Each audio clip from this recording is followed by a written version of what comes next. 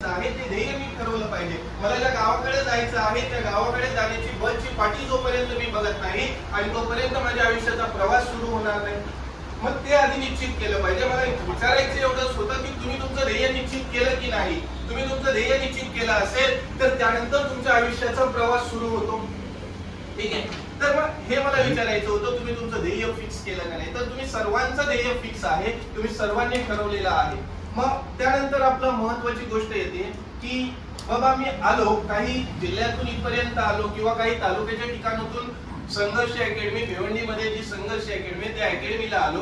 कशासाठी आलो, बरोबर आहे की नाही. मला करायचं काय आहे हे मला समजलं पाहिजे. आता भरपूर पोरं येतात, सर्वात महत्वाची हातातून वेळ निघून चाललेली आहे आणि सरकार एवढं दलिंदर आहे की भरती काढत नाही कोणती, बरोबर आहे की नाही. आता जरी तुम्ही फॉरेस्टचं भरलं असेल आणि जरी पोलीस भरती टार्गेट असेल तर तरी पण आता इथं क्लास असेल, समजा अविनाश सरांचा क्लास असेल, सर तुम्ही आले शिकवायला व पोरं आमचे निघून जायचे असं व्हायला नको, बरोबर आहे.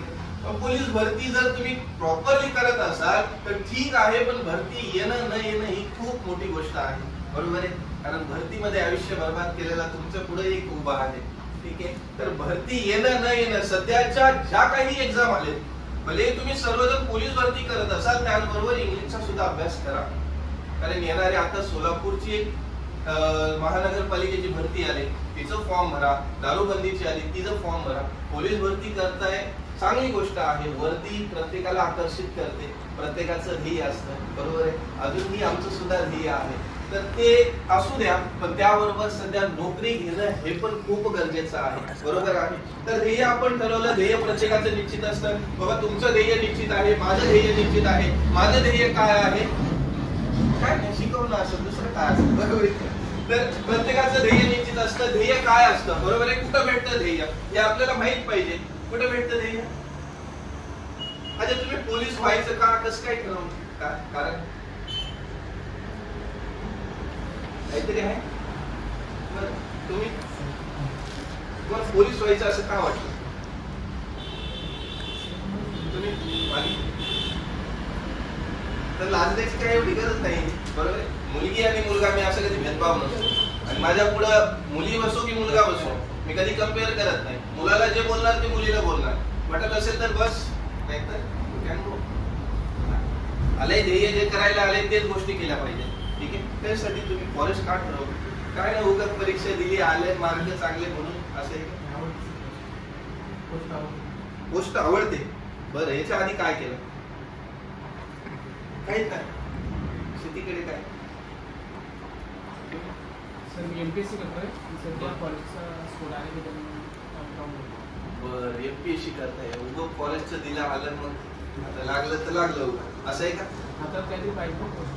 बरं हातात काहीतरी असं बघा तुमच्या समोरच उदाहरण एमपीएससी करत आणि परत फॉरेस्ट मध्ये आले, आपण कुठे आहे. आपण आपलं ध्येय आपल्याला निश्चित पाहिजे. आपलं ध्येय प्रत्येक क्षणाला आपल्याला ध्येय आठवलं पाहिजे. का असतं ध्येय. ग्रीक विचारवंत सॉक्रेटिस साहेब आपल्या रूम मध्ये बसले होते, तिथं तुमच्यासारखा माझ्यासारखा एक व्यक्ती जातो आणि सॉक्रेटिस साहेबांना विचारतो की सॉक्रेटिस साहेब सांगा ना तुमच्या यशाचं रहस्य काय आहे. सॉक्रेटिस साहेब अभ्यासामध्ये मग्न असतात, टेबलवर बसलेले असतात. परत तो मुलगा विचारतो की सॉक्रेटिस साहेब सांगा ना तुमच्या यशाचं रहस्य काय आहे. सॉक्रेटिस साहेब त्याला वरून खाळून निहाळतात आणि एक स्मित हास्य देतात आणि म्हणतात की बाळ तू काय कर, आपल्या गावाकाठी जी नदी आहे उद्या सकाळी 5 वाजता त्या नदीकाठी येऊन मला भेट. माझ्या यशाचं रहस्य काय आहे ते मी तुला सांगतो. तो मुलगा खूप खुश होतो, कारण सॉक्रेटिस साहेबांचं जगामध्ये जेवढं नाव झालं आहे ते त्यांच्या यशाचं रहस्य सांगितल्यानंतर माझ्या सुद्धा जगामध्ये तेवढं नाव होईल, म्हणून तो खूप खुश होतो. घरी जातोय, लवकर जेवण वगैरे करतोय, लवकर झोपतोय. सकाळ होते, लवकर उठतो. 5 वाजता उठल्याच्या नंतर जेवण वगैरे करतो आणि पहाटे 6 वाजता जाऊन तो नदीच्या काठी, गावाकडे जी नदी आहे तिथं जाऊन थांबतो.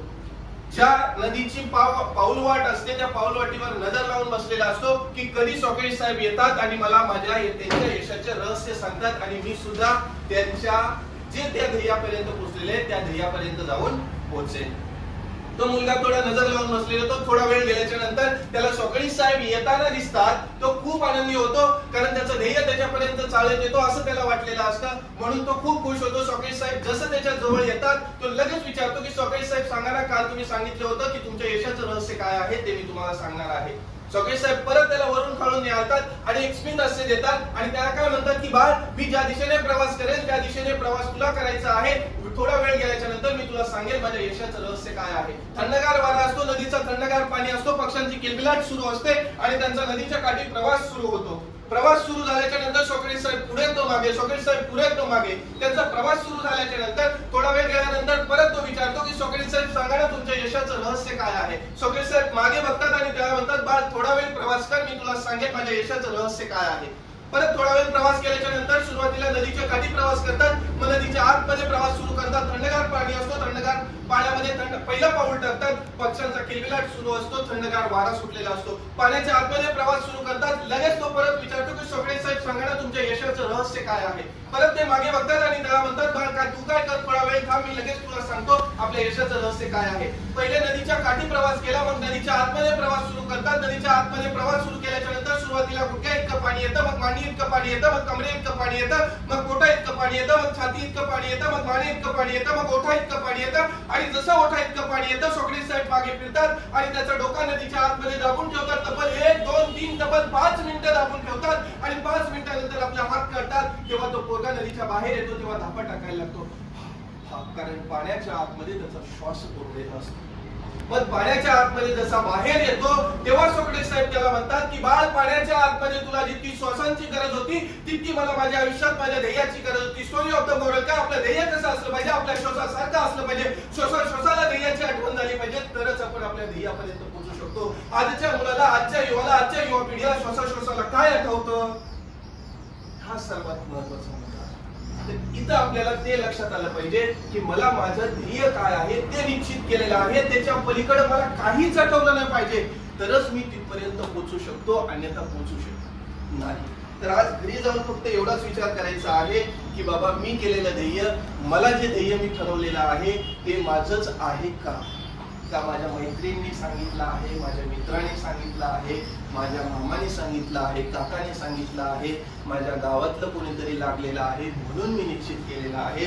माझी मैत्रीण लागलेली आहे, ती खूपच जास्त रील्स बनवते, तिला जगवण्यासाठी मी जर प्रयत्न करत असो तर हे चुकीचं आहे.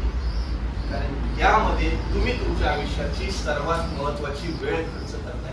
काय वेळ खर्च करताय आणि ही वेळ निघून गेली ना आयुष्यातून का काहीच साध्य होणार नाही. कारण ही स्पर्धा परीक्षा एवढं खतरनाक आहे, एक अथंग समुद्र आहे. याच्यामध्ये आम्ही एक छोटस कीटक आहोत ज्याच्यामध्ये फिरणं खूप कठीण आहे. 7 जन्म जरी पार केलं तरी स्पर्धा परीक्षेचा अभ्यास करणं अशक्य आहे.